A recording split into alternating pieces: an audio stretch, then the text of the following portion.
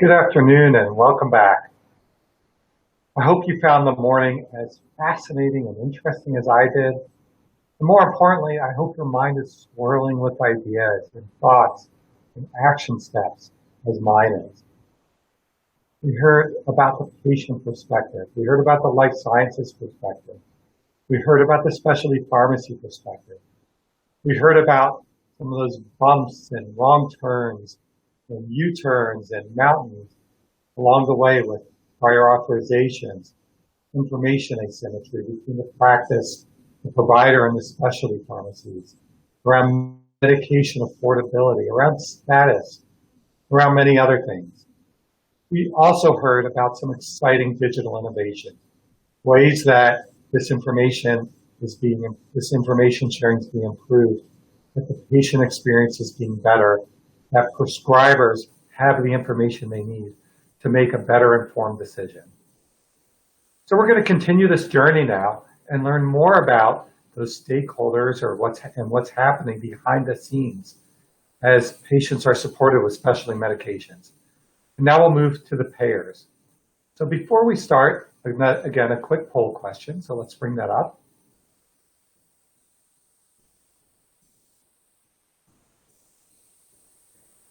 So this was interesting. I didn't know this until I heard this talk. How many new gene therapies are expected by 2030? These gene therapies are incredibly powerful, but also incredibly expensive.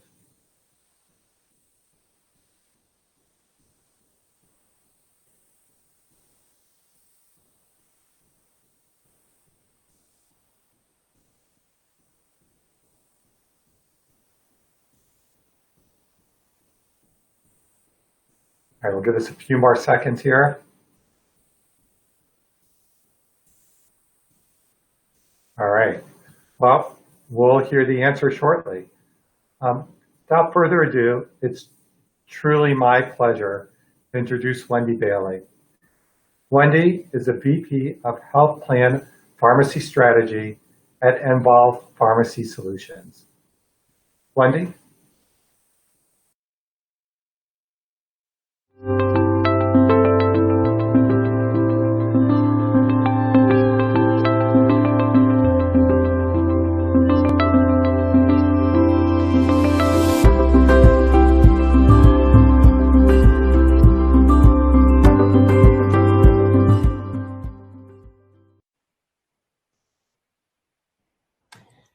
Hi everyone, my name is Wendy Bailey and I am Vice President of Health Plan Pharmacy Strategy at Envolve Pharmacy Solutions. So today I just wanted to go over a few things with you guys about specialty pharmacy from the health plan perspective. To give you a little bit of background on myself, I started out my career as a pharmacist with a bachelor's degree from University of Georgia. I went back later in my career and did a dual master's program through University of Florida and Stetson. So I have a master's degree in pharmacy regulation and policy and an MBA from Stetson. As far as my experience, I have worked for multiple places. I worked retail pharmacy for a while, then I worked for Caremark for a little while as a clinical consultant pharmacist. But most recently, I've been with Centene for the last 15 years. I've worked at 3 different health plans for Centene as a pharmacy director, a pharmacy VP of operations, and also as a vice president of health plan operations, working on claims, call center, credentialing, provider data management. So I have a good idea of what the health plans look for and what is affecting the health plans in the way of drug spend and patient spend. My most recent job and what I do today is that I work for Envolve Pharmacy Solutions, and I'm a vice president of Health Plan Pharmacy Strategy. What that means is that I look for initiatives that could improve quality and lower cost for health plans, and I work closely with all of our health plans in the Centene world to come up with ways that we can actually help patients. So, first thing that I wanted to talk about today is just looking at those topics that all health plans have on the top of their mind. what are those things that impact us today? And aside from COVID, there are other things that we think about. One of those is gene and cell therapy. This is something that has been at the forefront of all of our minds for the last few years. Gene and cell therapy, we've had our first few drugs on the market, starting with really the CAR T therapy. And then now we have other gene and cell therapies that have come to market, like for spinal muscular atrophy, and the Luxturna that can actually help people with blindness. So for these gene therapies especially, a single dose can cost $1 to $2 million.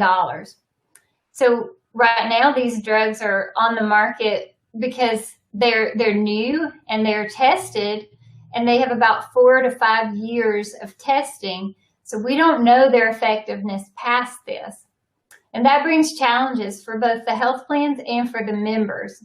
When we think about the way that we contract for drugs, the way we pay for drugs over the years, and how these drugs impact members, we've always thought about it in terms of how we pay for them. And we pay for these drugs on a dose-by-dose basis.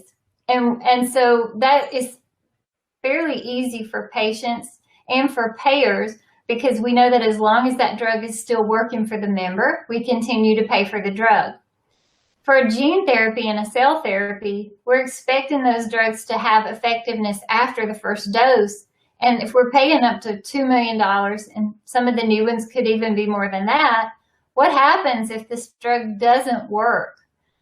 A lot of the patients that we have may be with a payer for a year or two, and then they may move on to another health plan. How will we know if those drugs are working for those patients? This makes it very difficult for us if we've already paid for the drug in terms of value-based contracting. If you may not know where the drug is, how will you track that patient? These are all areas where technology can play an important role in tracking and helping us understand where these members are, and if these drugs are still effective for the members. We need improved regulations and laws for HIPAA compliance, so that we know that we can track the members and report back, so that we can make sure that anything that we do is compliant for value-based contracting. And this becomes more and more important to us every day, because there's 40 to 60 new drugs that could be on the market by 2030. And at a cost of millions of dollars each, the market won't be sustainable if we don't figure out how we're going to track these drugs, how we're going to get more sustainable payment models. I mean, how some states are doing it, like Louisiana has done some things with hepatitis with a subscription-based model. And there are proposed payment models where it is a risk-based model with manufacturer.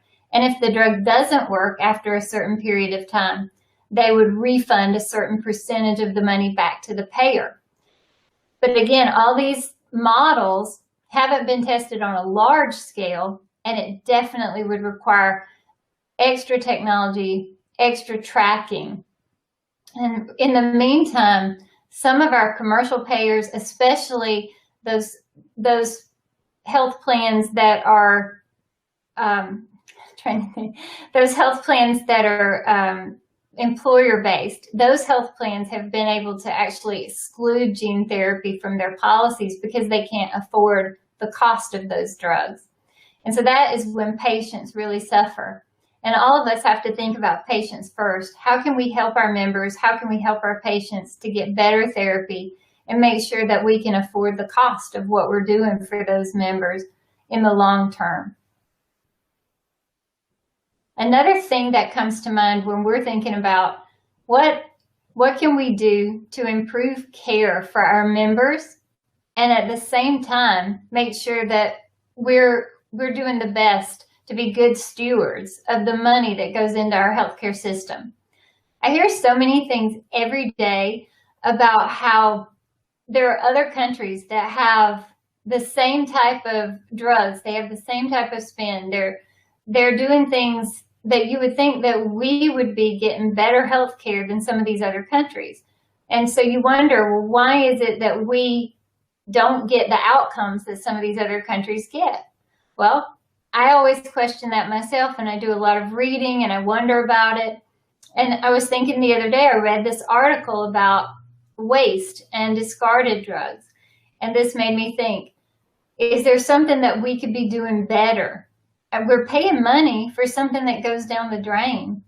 There was an article that was published where CMS looked into waste from single-dose vials. So these vials have a size that's larger than the dose that is given to patients. And so when the member gets the dose, if their dose is, say, 100 milligrams, but the vial contains 150 or 200 milligrams, the remainder has to be wasted. And so the estimate is that Medicare wastes about $2.8 billion each year in physician-administered drugs. And that is sad. That's money that could be spent developing new therapies. It could be spent on people that need that care, that can't afford it. And so what's the answer to that? I mean, we think about that, and a lot of very smart people in government and in private sector think about that every day. Some of the proposals that I saw for that were, what if manufacturers made smaller vial sizes that were closer to the doses that patients needed? And then would we have a better framework for value-based care? Would people be able to get the doses that they needed without wasting? Some of the people who were writing the articles I read said that that could help, but it could also end up with the manufacturers increasing the price for those smaller vials. It takes a lot of technology. It takes a lot of people who are tracking all of this, making sure that we calculate all these doses. What are the average doses? What is the need for vial sizes? And then making sure that the manufacturers are able to scale their operations to the right size so that they can get what we need for our members and that they get the doses they need. This is something that it affects everyone. It affects government, it affects payers, it affects our members, and we need to make sure that they get the best care that is possible. If you really think about where this is the most impactful, a lot of these drugs are oncology drugs. And that's where people really need to be sure that they get the right care so that they can survive and get well from those diseases. Another topic that comes to the top of the mind when you think about health plans. What are we looking at this year? COVID has really changed the landscape for us. And we've always been looking at site of care, but COVID makes us think about it even differently. So there are a lot of ways that we can think about how we spend money for drugs. And at the health plan, three main places that we spend money on drugs are in the hospital outpatient setting. And I'm thinking about really specialty drugs, infused drugs. So we have the hospital outpatient setting, we have a physician's office, and we have a home infusion setting. And so with all of this, you've got a lot of patients that go to the hospital outpatient setting and get their drugs. But the cost can vary a lot between all of these settings. And that can really be due to contract variation, the way that we pay for these drugs. There's a lot of literature probably started 5-10 years ago about how the prices were structured: average wholesale price, average sales price, wholesale acquisition price. How do we pay for our drugs, and what's the best way to pay for our drugs?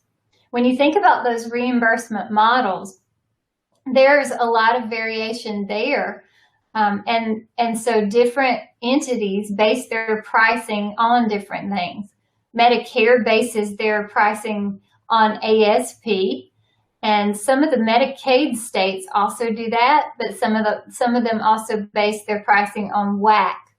And the traditional model for pharmacy reimbursement has always been average wholesale price. So that shows you a lot about why you could see such a difference between all of these settings when you try to weigh a difference between where do you want your patient to go for the most ideal place to get their infusion. So this is confounded again by the first bullet point here. Infused drug spend is expected to grow nearly 65% to $155 billion by 2023. That's just a few years away. And if we know that we're going to have spend growing that much, then it puts even more of the responsibility on us to think critically about how we're going to weigh this out, how are we going to pay for it. And again, as I mentioned, COVID, there's an effect that COVID has on everything we do. Our patients are coming to us and telling us that they don't want to go to an outpatient infusion center because they feel safer at home. And so it's up to us to really think about those models and how we can get drugs delivered to the right place for patients at the right time. I think that, again, when we talk about technology, we talk about how all of these things can be weighed out. It is extremely difficult to understand the variation between cost when we are looking at these drugs. It's not a simple apples to apples comparison. And you have to have the right analytics support. You have to have the right technology to understand what you pay at each setting to be able to compare them and to really know where you get the best value, and then to understand what's safest and best for the members. This is the way that we want to make sure that we go forward in the future so that members are getting the best care at the best price, and it helps everyone. So my final topic that I wanted to talk about today is specialty pharmacy management of high-cost patients. So we talk a lot about adherence. All health plans are going through accreditation, just like hospitals go through accreditation. And where I work, we go through NCQA accreditation, and we look at HEDIS scores. For some of our other health plans, we look at QRS accreditation, and then for Medicare, we have STARS ratings. Adherence is only one piece of the puzzle that we need to look at.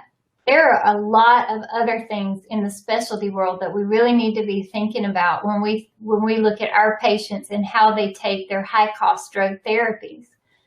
Some of the questions that I think about when we're looking at a patient who has a drug and a condition, and an example that I think about is hemophilia. When they're taking drugs, there's always a fear of side effects, or they may experience side effects with their drugs. And then there are questions about stockpiling. Is there a fear that they may have a coverage gap in the future? Or are there reasons that they may feel like they need to have more on hand in case of a bleed? They may have had a bleed before that they weren't able to cover with what they had on hand. And then questions about the medication that they have on hand. Are they really telling their doctor the way it's working for them, how it's making them feel? Is it controlling their bleeds the way that it should? And these types of questions are important for all of the different specialty medications. Anytime that we talk to a patient about what's going on with them, a pharmacist who counsels a patient, you want to know if the medication's working, how it's working for the patient, how it affects them, and what are their attitudes towards that drug, their fears, their perceptions. This is important even if a drug costs 50 cents per pill, but in a drug that costs hundreds of thousands of dollars, it's even more important. And that's why I wanted to talk about the specialty pharmacy management. And again, when we talk about technology, we can't measure all of this and write it down on a piece of paper or keep it on a spreadsheet. Technology is going to be a really important piece of this, and more as we get into the future. How are we tracking dose optimization? How are we tracking assay management for hemophilia? We see more and more value-based contracts every day. And how do we track those things? Do we have software that helps us track it? Do we know when a pharmacy is tracking patients' bleeds and they're sending them out on-demand doses? Do we know what the assay management is for that pharmacy? And this is helpful for a payer when they're managing these high-cost therapies. This can go into other disease states as well when we're looking at optimized dosing, making sure that they're accurate and on track. We can't do all of this alone. It's going to take a lot of improved technology. It's going to take prior auth systems that help us to do this type of dose optimization, the right questions being asked to our members, the right tracking on the back end.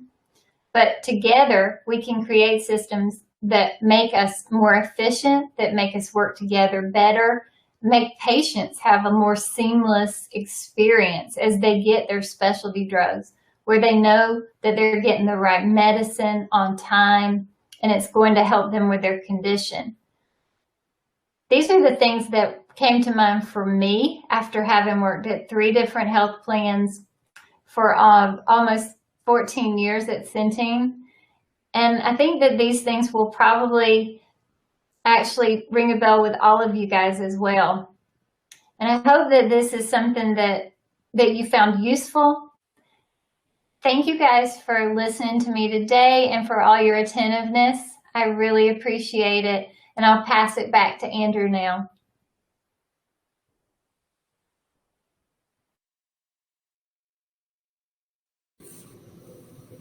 Thank you, Wendy. For me, it's fascinating to hear what's going on behind the scenes in health plans. Wendy talked about some topics that we've heard before, like site of service, but some other things that I hadn't really thought about. Gene therapy and what that's going to mean when a therapy is $1 or $2 million for a patient. We don't know even how long it's going to last for. We also mentioned things like value-based contracts, especially in the context of high-cost, complicated patients, where it's not just the therapy that needs to be managed, but all the surrounding information that goes into choosing the therapy and ensuring the patient has the highest quality outcome. A lot to think about, and a number of other emerging topics beyond even what we face today, especially with gene therapy. So as we wrap that up, I'd like to do one more poll question for this session. Let's bring that up. So again, what in the audience here today, which of these challenges is most important? What should we be thinking about to address collectively?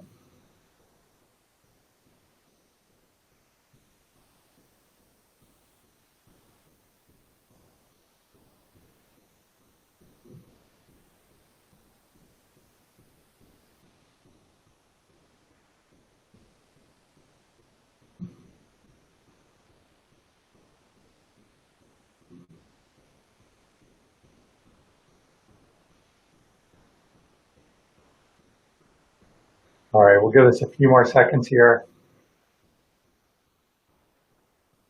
No, actually pretty even on this poll. Waste, gene therapy, site of care, all kind of neck and neck. And I mean, that's right, they're all different. They're all going to affect us depending on where we are in that journey in different ways. But they're all essential challenges for us to solve. We can't just think about the clinical parts of these therapies. We have to think about the economics. And without thinking of that, we aren't going to be able to afford our plan sponsors, our employers, us personally, aren't going to be able to use our dollars for other things in our lives. So we'll take another quick break. We are going to come back at 2:20 Eastern Time to learn more about hubs. Thank you.